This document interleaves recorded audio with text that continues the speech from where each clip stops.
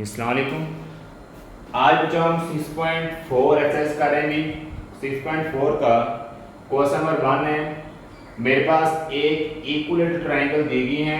आपने इस equilateral triangle के अकॉर्डिंग ट्रिगोनोमेट्रिक रेशियोज की वैल्यू फाइंड करनी है। मतलब sine cos tan cot cosec sec जितने भी आपके पास ट्रिगोनोमेट्रिक रेशियोज आ रहे हैं इनके बच्चों आपने वैल्यू फाइंड करनी है। ठीक है, वैल्यू फाइंड करने के लिए सबसे पहले आपने एंगल देखने, मेरे पास 30 डिग्री और 60 डिग्री एंगल है, 90 डिग्री भी है। ठीक है, आपने अब एंगल के अकॉर्डिंग जो मेरे पास वैल्यू दी जाएगी, चाहे वो साइन में हो, चाहे वो कोस में हो, टैन में हो, कोसिक में, सेक में, जिसमें भी, आप उनको इजीली फाइंड कर सकते हैं।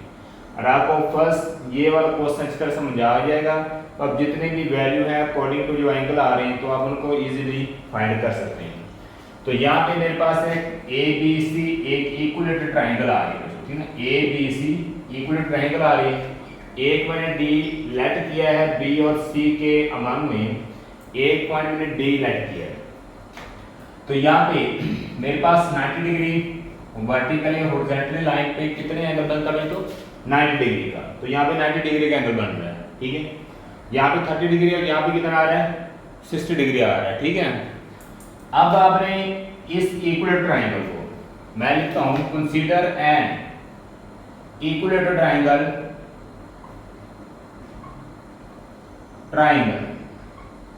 ये मेरे पास एक इक्विलेटरल ट्रायंगल है, हैज 2 यूनिट्स। मैं इसके यूनिट्स ले लेता हूं, हैज 2 यूनिट्स। 2 यूनिट से बराबर मैंने ये वाले भी 2 यूनिट साइड ले ली और ये वाले भी 2 यूनिट साइड ले ली।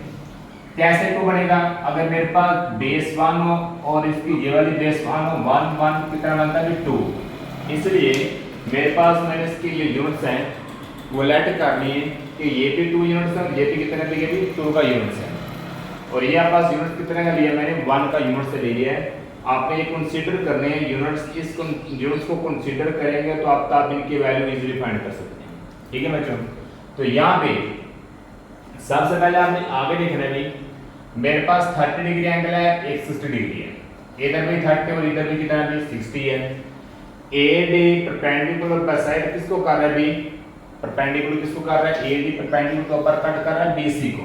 ठीक है, देख सकते हैं, draw A D vector perpendicular bisector perpendicular bisector किसको कर रहा है? बीसी को। तो ये बीसी को परपेंडिकुलर तो पर कट कर रहा है। परपेंडिकुलर अगर आपने साइन लिखना चाहते हो तो ये लिख सकते हैं, परपेंडिकुलर का ये वाला आप साइन यूज कर सकते हैं। ठीक है बेटा, अब आपने इनकी वैल्यूज फाइंड करनी है। वैल्यू कैसे फाइंड करेंगे? अगर मेरे पास सबसे पहले एक साइड ये है, एक ये वाली, एक ये वाली, एक ये वाली, दरमियान में कोई भी वैल्यू आपने फाइंड नहीं की। ठीक है, दरमियान में मेरे पास वर्टिकल लाइन आ रही है, इसकी वैल्यू आपने फाइंड नहीं है। इसको मैं नाम दे देता हूं x। क्या नाम देते हैं भी आप? x नाम दे देते हैं। इसके बाद भी अब आपने यहाँ पे x की वैल्यू फाइंड करनी है। मैं इस पे क्या लगाऊंगा? पाइथागोरस थ्योरम लगा दूंगा। क्या लगाएंगे आप? पाइथागोरस थ्योरम लगाएंगे। a b d पे लगा लें या फिर a d c पे लगा लें, दोनों में से एक भी पाइथागोरस थ्योरम लगा लें। आप जानते हैं 90 डिग्री के सामने दिशा क्या होता है? ये हाइपोटेनस है। ठीक है बेटा, और इसके बाद नीचे मेरे पास क्या आ रही? बेस आ रही। इधर क्या आ रहा है? इसका आपको परपेंडिकुलर आ रहा है। अब आपने इनकी वैल्यू फाइंड करनी है। क्या करने की? वैल्यू फाइंड करनी है। यहाँ पे हाइपोटेनस 2 आ रहा है मेरे पास, बेस 1 है, परपेंडिकुलर x आ रहा है। आप लिखेंगे हाइपोटेनस इक्वल, हाइपोटेनस का स्क्वायर इक्वल किसके आएगा भाई? बेस स्क्वायर प्लस क्या आएगा भाई? परपेंडिकुलर का स्क्वायर मेरे पास बचवाइए। अब यहाँ पे बेस मेरे पास 1 आ रही तो 1 का स्क्वायर, परपेंडिकुलर मेरे पास x आ रहा है तो x का स्क्वायर आ जाएगा।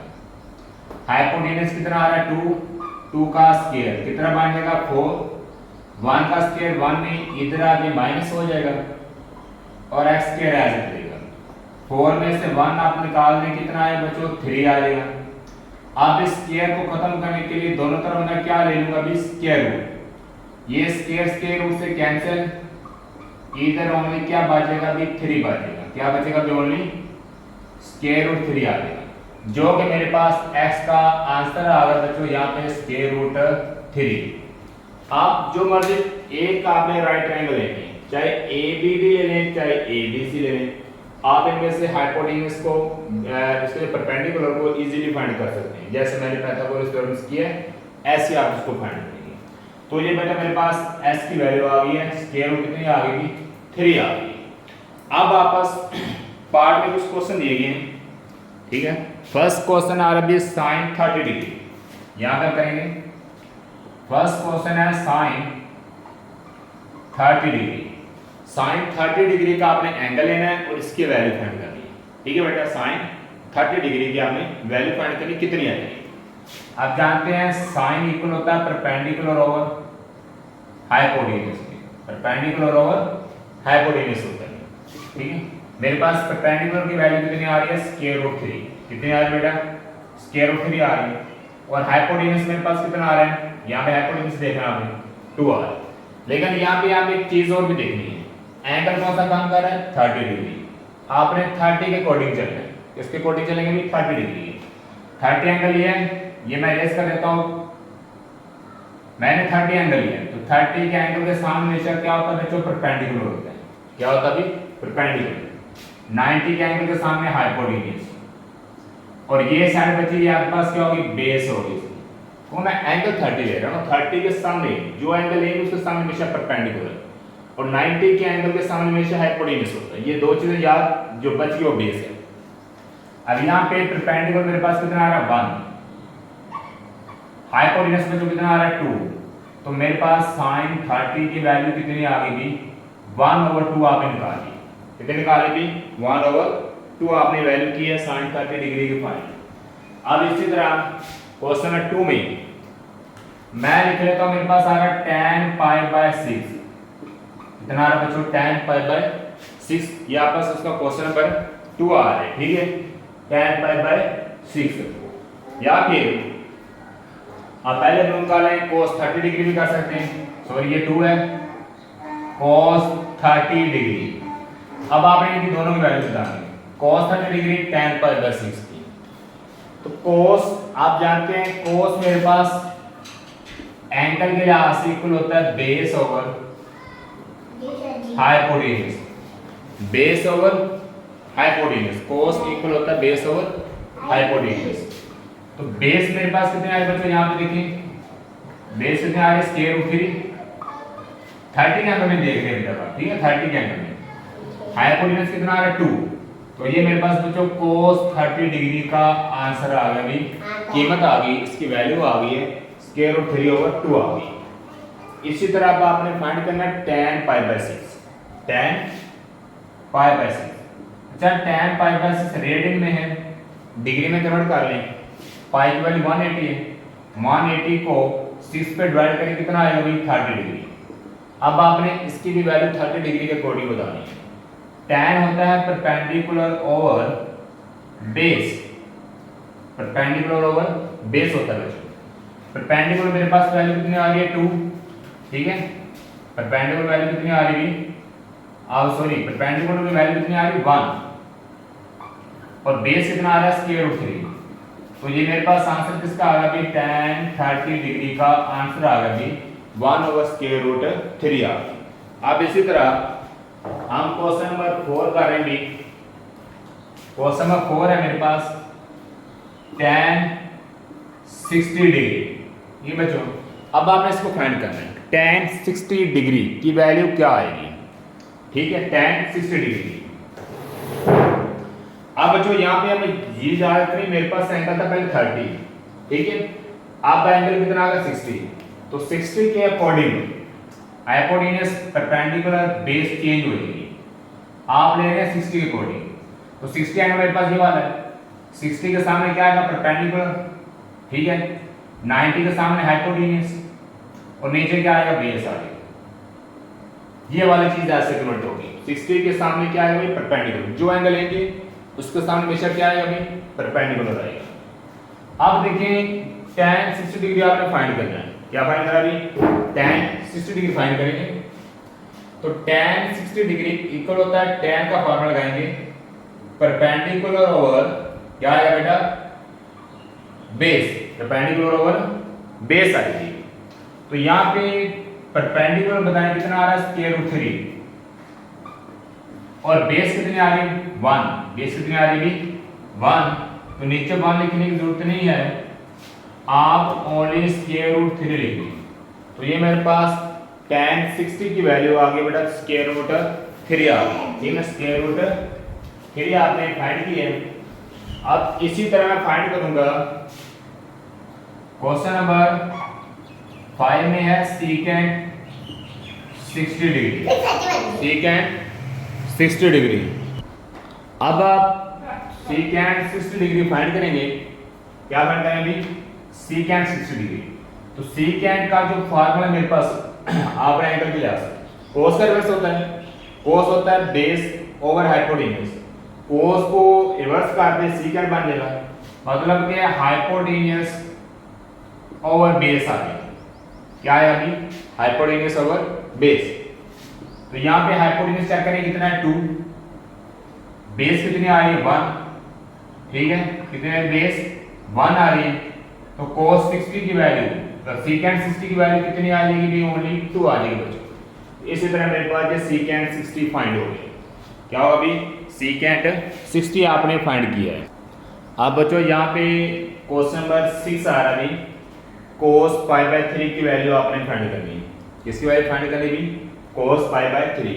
पहले आप रेडियन को डिग्री में कन्वर्ट कर लें बच्चों, cos 180 को 3 में डिवाइड करते हैं कितना आंसर आएगा 60 डिग्री।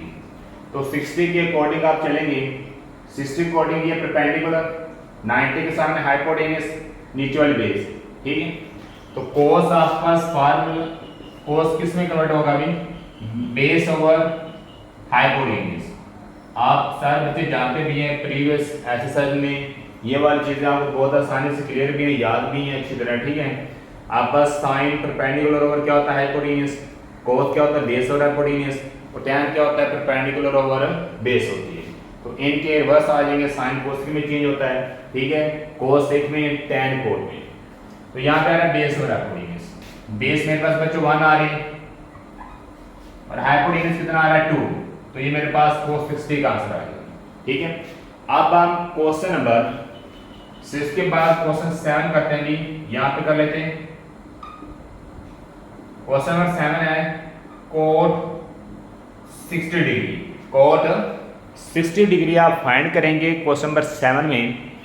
अब आप जो यहाँ पे जानते हैं मेरे पास cot आ है, cot किसका रिवर्स होता है tan का, tan मेरे पास क्या होता है, tan मेरे पास होता है परपेंडिकुलर ओवर बेस होता है, इसी को चेंज करते हैं base over perpendicular, base over perpendicular लिखेंगे cot में। बेस मेरे पास कितनी आ रही है बच्चों 1 आ रही है, ठीक है, और परपेंडिकुलर कितना आ रहा है स्क्वायर रूट 3, कितना आ रहा है अभी स्क्वायर रूट 3 आ रहा है। तो ये आपके पास cot 60 की वैल्यू आ गई, किसकी वैल्यू है बच्चों भी cot 60 डिग्री की वैल्यू आ गई।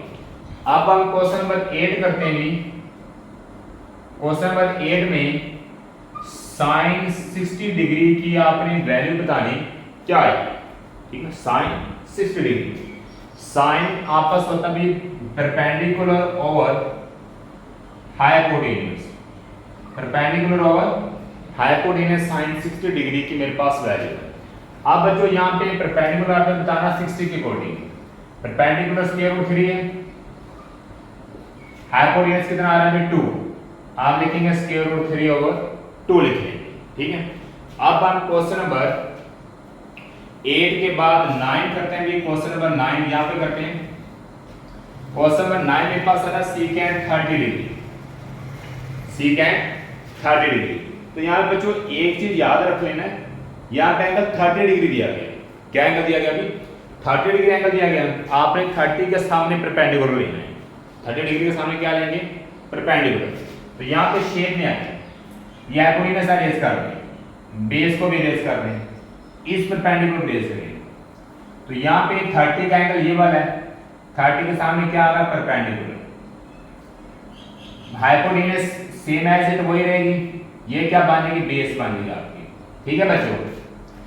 अब secant cos का रिवर्स होता है, cos मेरे पास होता है बेस ओवर हाइपोटेन्यूज, तो secant में चेंज करेंगे hypotenuse over base, hypotenuse over base आ गई, हाइपोटेनस कितना आ रहा है बच्चों 2, बेस कितनी आ रही है मेरे पास स्क्वायर रूट 3, ये वाली लिखेंगे आप कितनी आ रही है स्क्वायर रूट 3, ये मेरे पास बन गई वैल्यू 2 ओवर स्क्वायर रूट 3 सीकेंड 30 की वैल्यू है।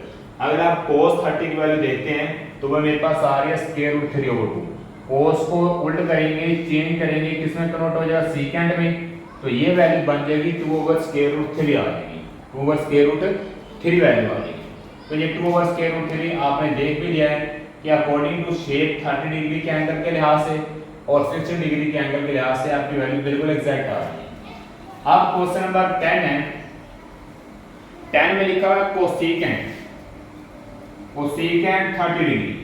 सबसे पहले बच्चों आपने गलती निकाल दी, 30 डिग्री को लाजमी याद रखना है, 60 डिग्री को याद रखना है, 45 डिग्री भी आ सकता है। जो एंगल होगा वो एंगल आपने शेप में लेके उस एंगल के सामने हमेशा परपेंडिकुलर लेना है, और 90 एंगल के सामने क्या होगा हाइपोटेन्यूज, जो बचेगा बेस। ये मैं बार बार आपको रिवाइज करवा रहा हूं, इनको अच्छी तरह याद रखना है, इसके बगैर आप नहीं कर सकते। कोसेकेंट 30 डिग्री आपने फाइंड करना। कोसेकेंट किसका इन्वर्स होता है साइन का, आप जानते हैं साइन इक्वल किसके होता है परपेंडिकुलर ओवर हाइपोटेन्यूज। इसको चेंज कर दें हाइपोटेन्यूज ओवर परपेंडिकुलर, क्या लिखेंगे भी हाइपोटेन्यूज ओवर परपेंडिकुलर लिखेंगे। यहां पे पहले आपने लिखा हुआ इधर साइन मेरे पास क्या होता है परपेंडिकुलर हाइपोटेन्यूज, साइन को कोसेक में चेंज करते हैं तो हाइपोटेन्यूज ऊपर परपेंडिकुलर नीचे, हाइपोटेन्यूज ऊपर परपेंडिकुलर नीचे। अब आपने हाइपोटेन्यूज की वैल्यू देखनी है, हाइपोटेन्यूज कितना आ रहा है बच्चों मेरे पास 2, परपेंडिकुलर कितना आ रहा है 1, आप लिखेंगे 1 30 डिग्री के लिहाज से, तो 2 और नीचे 1 लिखने की जरूरत नहीं है, 2 को 1 पे डिवाइड करेंगे यहाँ से 2 ही रहेगा, आप पास आंसर आएगा कोसेक 30 डिग्री का कितना आएगा अभी 2 आएगा। अब हम क्वेश्चन में नेक्स्ट करते हैं 11 पे मेरे पास वैल्यू आ रही है sin 45 डिग्री। अब इस अगर आप इक्विलेटरल ट्रायंगल में देखें तो मेरे पास 45 डिग्री नहीं आ रहा है, उसके आप अलग से एक डायग्राम बनाएं, अलग से एक आप उसकी शेप बनाएंगे, फिर उसके अकॉर्डिंग आप उसका पाइथागोरस थ्योरम लगा के 45 डिग्री के लिहाज से फिर आप ये वाले 2 क्वेश्चन फाइंड करेंगे। एक sin 45 डिग्री है और 12 में मेरे ख्याल में आ जाएगा cos π/4, तो ये भी 45 डिग्री बनती है। अब मैं एक इसकी डायग्राम बनाता हूँ 45 डिग्री के एंगल के लिहाज से